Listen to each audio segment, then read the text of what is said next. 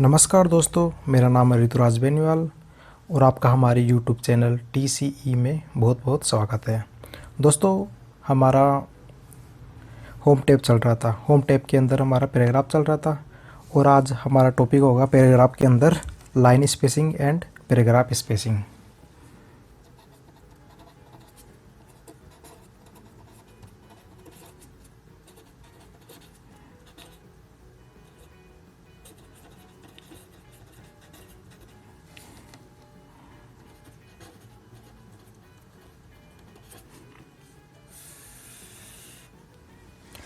दोस्तों, इसका आइकन कुछ इस तरीके का होता है।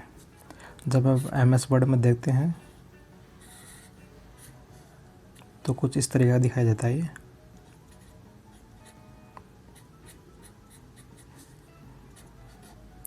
और जैसे हम इसको ओपन करते हैं यहाँ से तो हमारे पास बहुत सारे फंक्शन होते हैं। 1.15, 1.5, 2.0, 2.5, 3.0,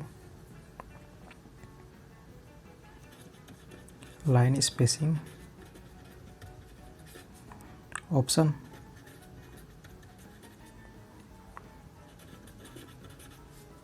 ऐड स्पेस प्रोग्राम,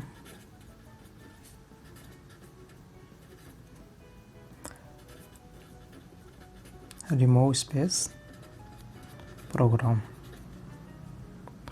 दोस्तों, कोई भी पैराग्राफ होता है, जैसे मान लो ये कोई आपका पैराग्राफ है,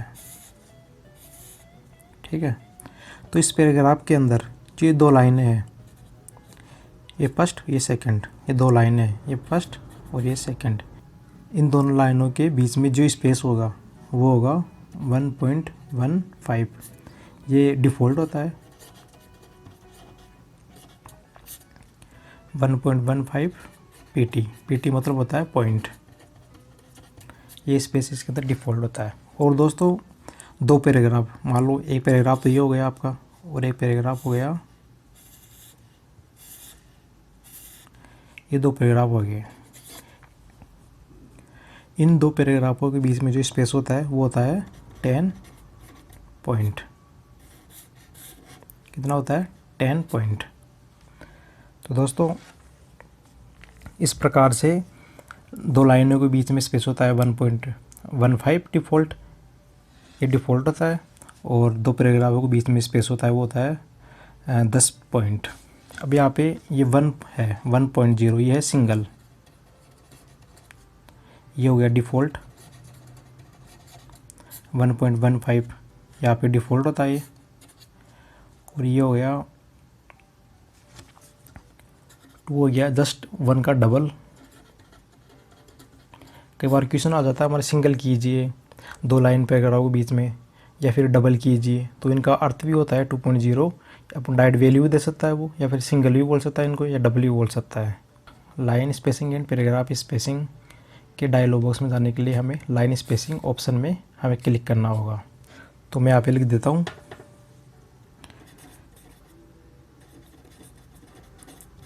पैराग्राफ की दो लाइंस के मध्य डिफ़ॉल्ट स्पेस कितना होता है? 1.15 PT। और दो पैराग्राफ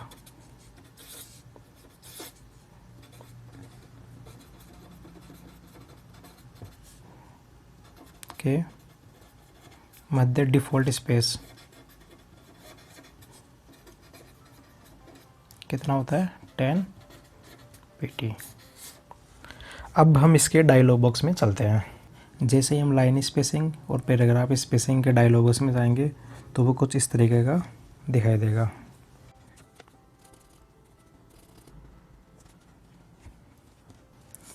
पैराग्राफ,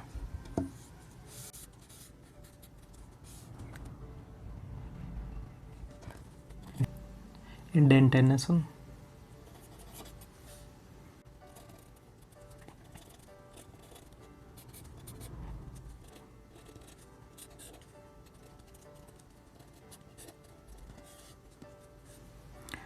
और यहाँ पे हुआ स्पेसिंग।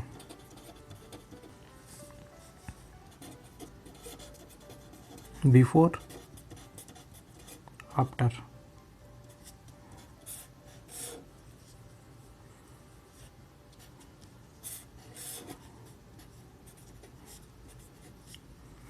यह वो लाइन स्पेसिंग।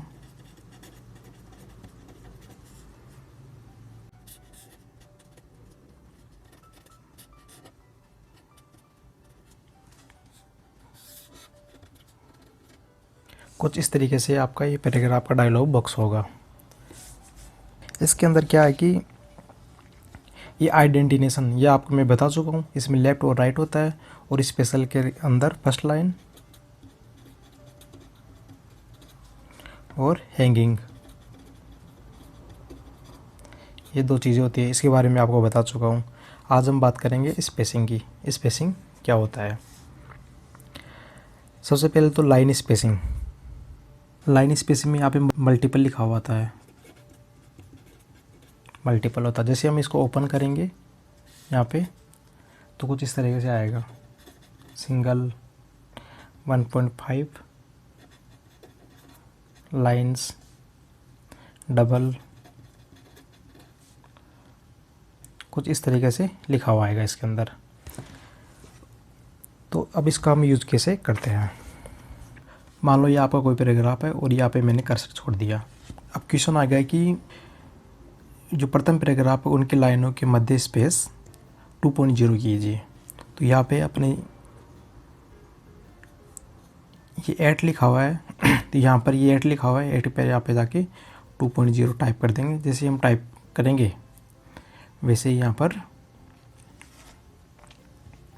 इनके बीच में स्पेस 2 जैसे मान लो पहले वाई डिफ़ॉल्ट कितना होता है इसके अंदर 1.15 होता है। जैसे हम यहाँ पे 2.0 कर देंगे, यहाँ पर इनका स्पेस लाइन को बीच में जो स्पेस है वो जगह जो बढ़ जाएगी और वो 2.0 हो जाएगी।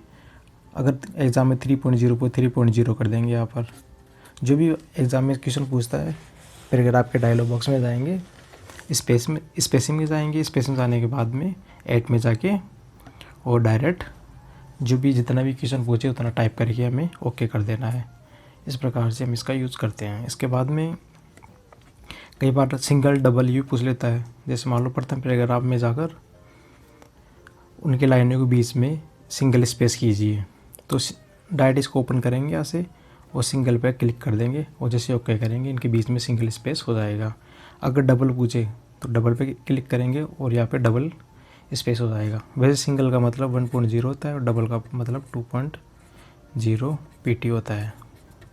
इस प्रकार से लाइन स्पेसिंग का यूज़ करते हैं। अब बात करते हैं स्पेसिंग की। स्पेसिंग के अंदर मान लो ये आपका कोई प्रथम पैराग्राफ, ये प्रथम पैराग्राफ है, सेकंड पैराग्राफ है, बना देता हूँ मैं, थर्ड पैराग्राफ है, फोर्थ पैराग्राफ है,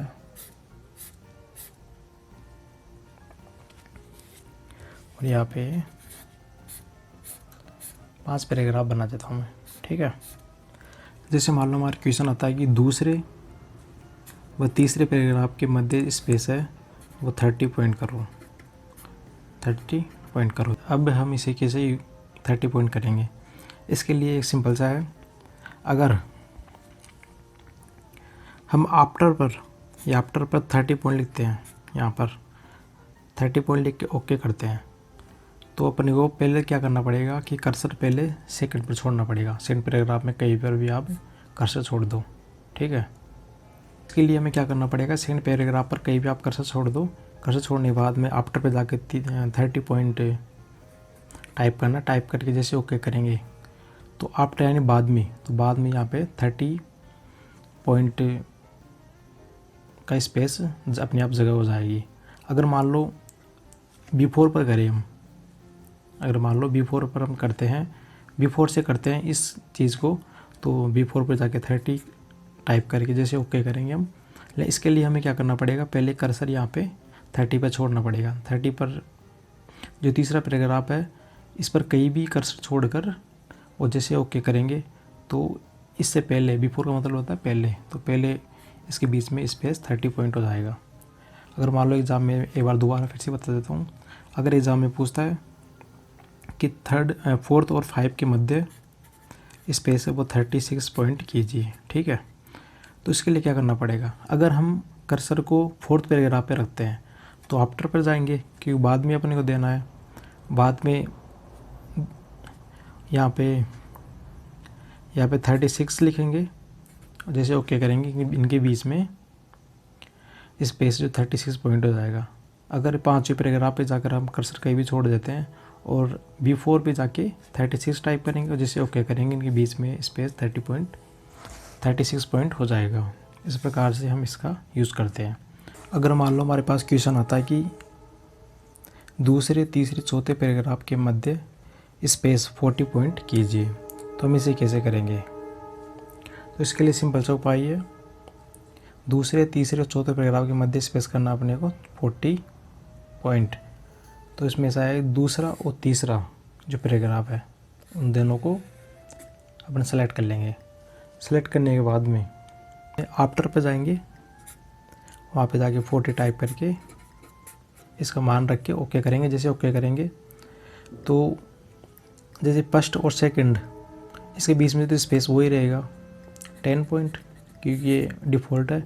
इसके बाद में सेकंड और थर्ड के बीच में 40 पॉइंट हो जाएगा और इसके बाद ये 40 हो जाएगा। एक बार फिर से समझा देता हूँ मैं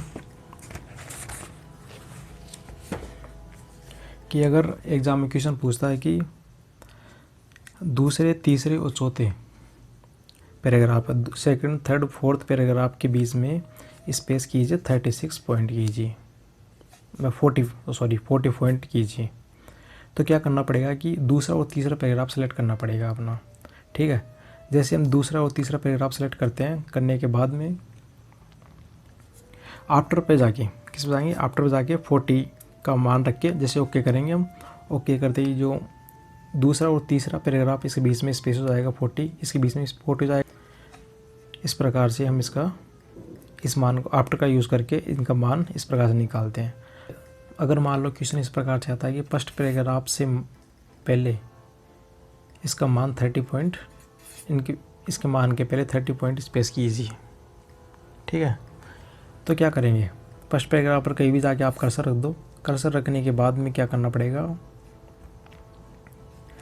B4 पे जाएंगे, B4 पे जाके 30 टाइप करके, जैसे हम 30 टाइप करेंगे, टाइप करते ही ये पैराग्राफ नीचे की तरफ जाएगा और इसके बीच में यहाँ पे जहाँ से अपना पेज स्टार्ट होता है और इसके बीच में 30 पॉइंट स्पेस आ जाएगा। इस प्रकार से हम पैराग्राफ का यूज़ करते हैं, पैराग्राफ डायलॉग बॉक्स का।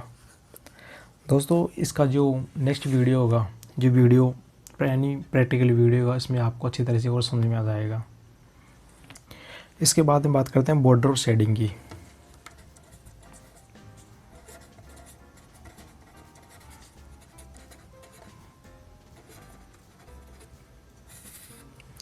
बॉर्डर और शेडिंग ये होता क्या है, एक्चुअली बैकग्राउंड कलर होता है ये।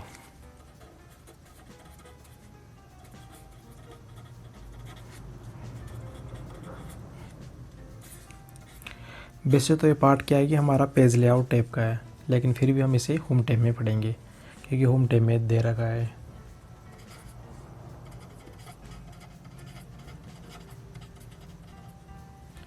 जो पेज लेआउट टैब आएगी उसके अंदर ये पार्ट अपना आएगा। जैसे होम टैब, इंसर्ट टैब, फिर अपनी पेज लेआउट टैब आएगी, उसके अंदर हम इसको अच्छी तरह से पढ़ेंगे। लेकिन इससे पहले हम इसको अभी पढ़ लेते हैं। इसके अंदर क्या करना होता है कि इसको हम कहाँ अप्लाई कर सकते हैं। एक तो सिलेक्टेड टेक्स्ट पर, कोई भी अपना सिलेक्टेड टेक्स्ट है उस पर अप्लाई कर सकते हैं। बैकग्राउंड का बॉर्डर का मतलब ये होता है कि इस कोई भी टेक्स्ट है उसके चारों तरफ अपन बॉर्डर अप्लाई कर सकते हैं, या फिर पैराग्राफ पर,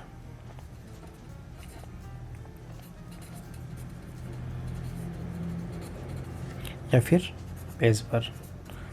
टेक्स्ट पर कर सकते हैं, पैराग्राफ पर कर सकते हैं और पेज पर, तीनों पर हम बॉर्डर अप्लाई या शेडिंग अप्लाई दोनों चीज़ कर सकते हैं। जैसे मैं एग्जांपल देके बताता हूँ, उससे पहले मैं इसका आइकन बताता हूँ। इसका आइकन कुछ इस तरीके का होता है।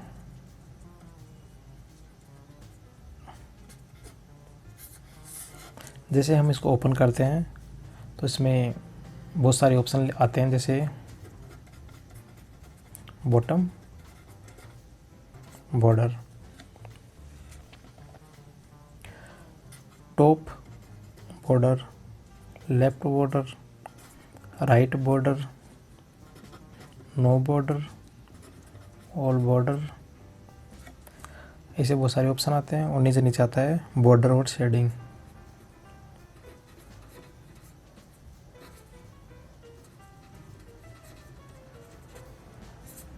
इस प्रकार से जैसे हम इसको ओपन करेंगे इस प्रकार से कुछ ऑप्शन आएंगे। बॉटम बॉर्डर का मतलब होता है जो मान लो अपना कोई ये बॉर्डर है, तो बॉटम बॉटम का मतलब होता है नीचे वाली बॉर्डर, ये होगी बॉटम बॉर्डर। टॉप, ये टॉप वाली हो गई टॉप बॉर्डर, और ये हो गई लेफ्ट, और ये हो गई राइट। इस प्रकार से ये बॉर्डर आती है। जैसे मान लो हमारा कोई टेस्ट है, टेस्ट का है TCE, ये कोई टेस्ट है। अब क्वेश्चन पढ़ता आता है कि इस फर्स्ट पैराग्राफ में जो TCE लिखा हुआ है उसके लेफ़्ट बॉर्डर अप्लाई कीजिए। ठीक है, तो इसको हम सेलेक्ट करेंगे।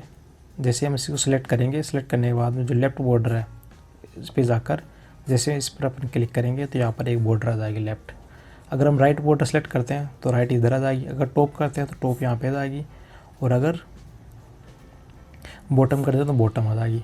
अगर एक साथ चारों अप्लाई करते हैं तो अपने को ऑल बॉर्डर पर क्लिक कर देंगे तो डायरेक्ट एक साथ पूरी बॉर्डर आ जाएगी। अगर इसके अलावा अगर अपन नो बॉर्डर पर क्लिक करते हैं तो सारी बॉर्डर अपने आप हट जाएगी, पूरी बिना बॉर्डर का हो जाएगा। इस प्रकार से हम इसका यूज़ करते हैं। और यही प्रोसेस किसके अंदर है, पैराग्राफ के अंदर है। मान लो अपना कोई ये पैराग्राफ है, ठीक है। पैराग्राफ में हम किसी लाइन को भी सिलेक्ट करके और इसी तरह जैसे टेस्ट को सिलेक्ट किया था वैसे लाइन को सिलेक्ट करके हम इसका यूज़ कर सकते हैं, या फिर हम पूरे पैराग्राफ को भी यूज़ कर सकते हैं। तो इसके लिए क्या करना होगा कि कर्सर को कहीं भी छोड़ दो पैराग्राफ पर। मान लो पैराग्राफ है, मैंने कर्सर को यहाँ छोड़ दिया, कहीं भी छोड़ सकते हैं, इससे कोई फ़र्क नहीं पड़ेगा। ठीक है, इसके बाद जैसे मैं इस पर अप्लाई करूँगा, जैसे ऑल बॉर्डर अप्लाई करता हूँ मैं, तो पूरा ऑल बॉर्डर हो जाएगा। अगर मैं लेफ़्ट करता तो लेफ़्ट वाली आती है, अगर राइट है तो राइट, अगर टॉप वाली करता तो टॉप पर आती है, तो बॉटम वाली करता तो बॉटम आती। हम चाहे वैसी बॉर्डर अप्लाई कर सकते हैं इसके अंदर। अब इन दोनों में तो क्वेश्चन नहीं बनता, अब क्वेश्चन बनता है पेज बॉर्डर के अंदर। पेज बॉर्डर बताने से पहले मैं इसका पहले डायलॉग बॉक्स के बारे में थोड़ा बताता हूँ। जैसे हम इसको ओपन करेंगे तो पेज बॉर्डर एंड शेडिंग आएगी। जैसे ही हम इस पर क्लिक करेंगे इसका डायलॉग बॉक्स ओपन हो जाएगा।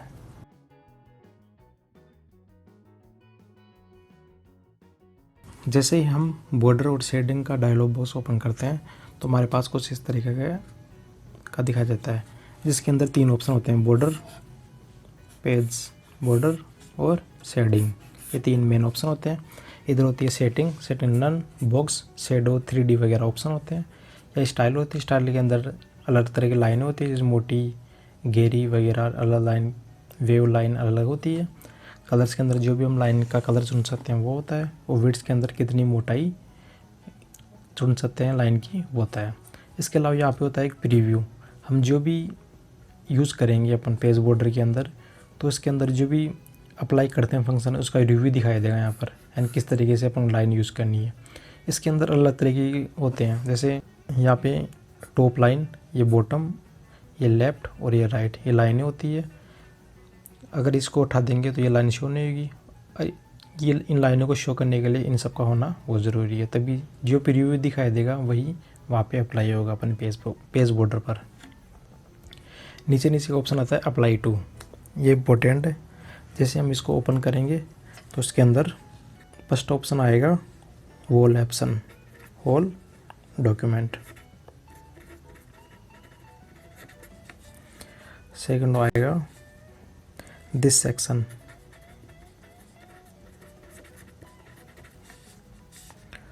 और थर्ड आएगा दिस सेक्शन,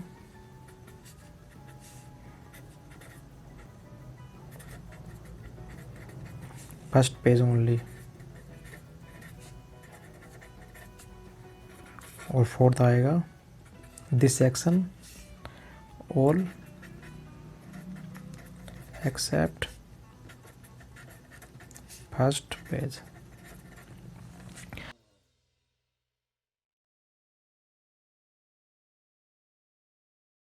अब इनका मतलब क्या होता है? वोल डॉक्यूमेंट्स, इसका मतलब होता है जैसे हम इस फंक्शन पर क्लिक करेंगे तो जितनी भी हमारी फाइल है, फाइल में जितने भी पेजेज हैं 1 2 5 10 15 उन सब पर बॉर्डर अप्लाई हो जाएगी। ठीक है। इसके बाद में है थर्ड ऑप्शन, सेकंड वाला थोड़ी देर बाद में बताऊंगा मैं। थर्ड ऑप्शन है वो है this section first page only, मतलब इस फंक्शन को अप्लाई करेंगे तो जितने भी मान लो हमारे, जैसे मान लो ये अपनी पेज है, 3 पेज है, फर्स्ट सेकंड थर्ड, तो अगर वोल डॉक्यूमेंट्स पर क्लिक करेंगे अपन तो सब पर बॉर्डर अप्लाई हो जाएगी, सब पर एक हर पेज पर हो जाएगी। और जैसे हम इस पर अप्लाई करेंगे फर्स्ट पेज ओनली, तो ओनली फर्स्ट पेज पर बॉर्डर अप्लाई होगी, बाकी के किसी भी पेज पर बॉर्डर अप्लाई नहीं होगी। इसके अलावा फोर्थ ऑप्शन है this section all accepts first page, मतलब ये फर्स्ट पेज है, इसको छोड़कर, फर्स्ट पेज को छोड़कर जितने भी नीचे के पेज हैं उन सब पर बॉर्डर अप्लाई हो जाएगी। अब बात करते हैं दिस सेक्शन। दिस सेक्शन का मतलब होता है एक सेपरेट एक्शन, मतलब हम इसका यूज कैसे कर सकते हैं कि अगर मान लो हमें केवल सेकंड पेज पर बॉर्डर अप्लाई करनी है या थर्ड पेज पे करनी है तो इस सेक्शन का यूज़ करते हैं, या सेकंड और थर्ड पर ही हमें बॉर्डर अप्लाई करनी है इन 2 पेजों पर ही, और बाकी फर्स्ट पेज पर या बाकी पेजों पर नहीं करनी है, तो हम इसका प्रयोग करते हैं। अब इसका हम यूज़ कैसे करेंगे मैं आपको ये बताता हूँ। मान लो आपके कोई क्वेश्चन आ गया कि सेकंड पेज पर बॉर्डर अप्लाई करो, ओनली सेकंड पेज पर बॉर्डर अप्लाई करो। अब मान लो ये आपका फर्स्ट पेज है, ये सेकंड पेज है, ये थर्ड पेज है और ये फोर्थ पेज है। तो ये सेकंड पेज पर बॉर्डर अप्लाई करने के लिए क्या करना पड़ेगा, इस पेज पर हमें जाना होगा, सेकंड पेज पर, सेकंड पेज पे जाके, ठीक है, सेकंड पेज में जाएंगे और यहाँ पे हमें कर्सर रखना होगा, सेकंड पेज की शुरुआत में जाके हमें कर्सर रखना होगा। और जैसे कर्सर यहाँ पे रखेंगे फिर हमें जाना होगा पेज लेआउट टैब में, पेज लेआउट टैब में जाकर हमें जाना पड़ेगा ब्रेक्स में जाके जाना पड़ेगा सिलेक्शन बार में,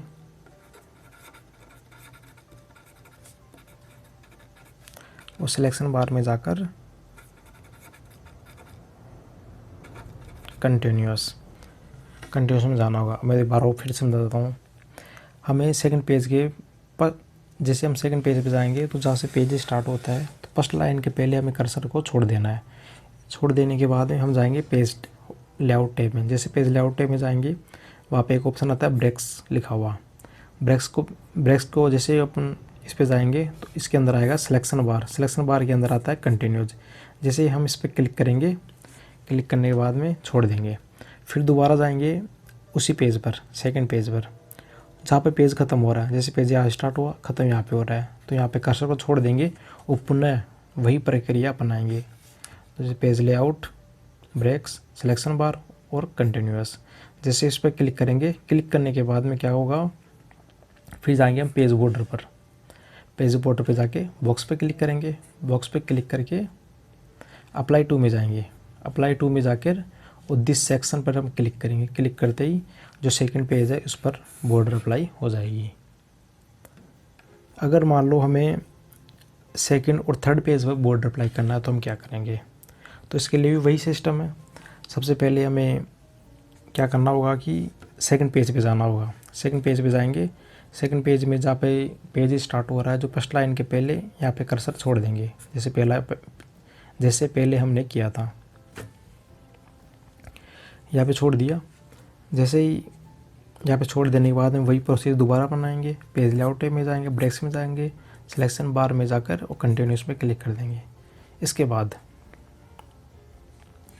थर्ड पेज के एंड में जाएंगे, क्योंकि सेकंड और थर्ड पेज में हमें बॉर्डर अप्लाई करनी है। तो थर्ड पेज में जाके एंड में जाके कर्सर छोड़ देना है और छोड़ देने के बाद में वही प्रोसेस दोबारा से करनी है। Page layout tab, breaks, selection bar और कंटिन्यूअस। इस पे जाने के बाद में जैसे इस पर कंटिन्यूस पे क्लिक कर देंगे, इसके बाद में फिर अपने को पेज बॉर्डर पे जाना है, बॉक्स पे जाना है, बॉक्स में जाने अप्लाई टू और दिस सेक्शन पर क्लिक कर देंगे। जैसे दिस सेक्शन पे क्लिक करेंगे इन दोनों के ऊपर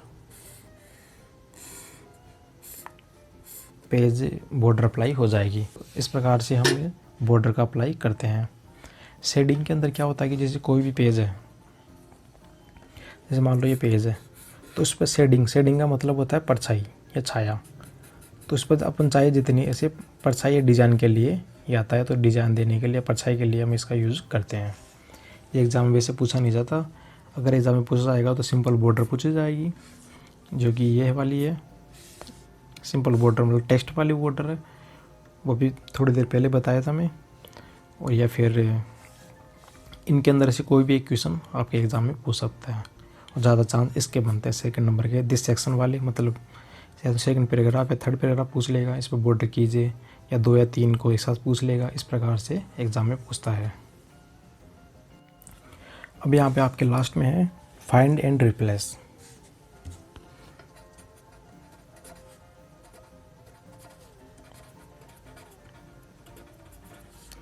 नाम से पता चल रहा है फाइंड और रिप्लेस क्या होता है। फाइंड मतलब किसी चीज़ को ढूंढना और रिप्लेस मतलब उस चीज़ ढूंढी हुई चीज़ को उसकी जगह कोई दूसरी चीज़ शिफ्ट करना। इसके अंदर जैसे हम फाइंड पे क्लिक करेंगे, मतलब हमें कोई चीज़ ढूंढनी है, तो इसके लिए सिंपल सा है, एक डायलॉग बॉक्स खुलेगा, जैसे फाइंड,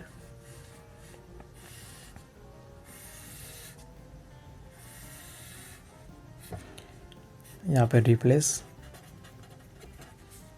और यहाँ पे गो टू।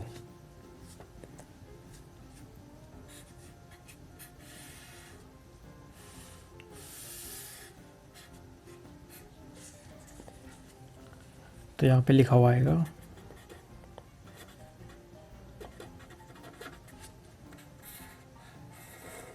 Find what. मान लो हमारा कोई भी पेज है, अगर इसके अंदर हमें जो भी ढूंढना है, तो इसके लिए सिंपल सा है कि हमें फाइंड पे जाके और जैसे राज हम लिखेंगे, उसके बाद में यहाँ पे 3-4 ऑप्शन आते हैं, जैसे find in, find next, cancel वगैरह। तो फाइंड इन पर करेंगे तो जितने भी हमारे जो पेज के अंदर जितने भी नाम है वो सब के सब फाइंड हो जाएंगे, हाईलाइट हो जाएंगे। और यहाँ पे आपके एक ऑप्शन आता है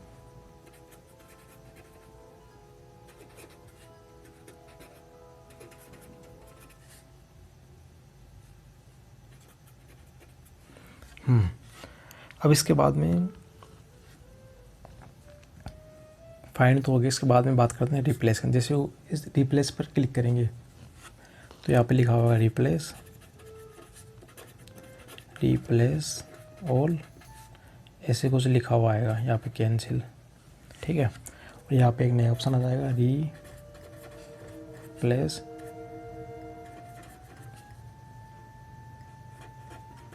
विथ। तो इस प्रकार से यहाँ पे ये आएगा, ठीक है। अगर मान लो हमें कोई भी हमारा एक पैराग्राफ है, मान लो ये पैराग्राफ हमारा, पहले हम कोई भी वर्ड ढूंढ रहे हैं उसको फाइंड करना पड़ेगा हमें। जैसे हम फाइंड कर लेते हैं, अब उसकी जगह हम कुछ भी मान रिप्लेस करना है। जैसे मान लो मैं यहाँ पर राज की जगह बेनीवाल रिप्लेस करता हूँ, तो राज की जगह मैं बेनीवाल, नीचे रिप्लेस पर बेनीवाल लिखूँगा, और जैसे इस पर रिप्लेस ऑल या रिप्लेस करूँगा तो जो यहाँ पे राज लिखा हुआ था उसकी जगह बेनीवाल शिफ्ट हो जाएगा, उसकी जगह बेनीवाल नाम आ जाएगा, रिप्लेस हो जाएगा।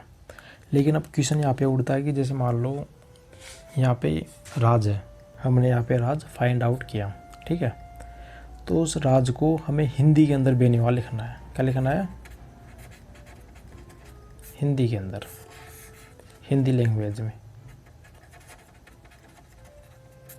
हिंदी लैंग्वेज में हमें बेनीवाल लिखना है। जैसे मान लो ये राज है, इसका हिंदी में क्या लिखना है? बेनीवाल। तो इसके लिए क्या करना पड़ेगा हमें?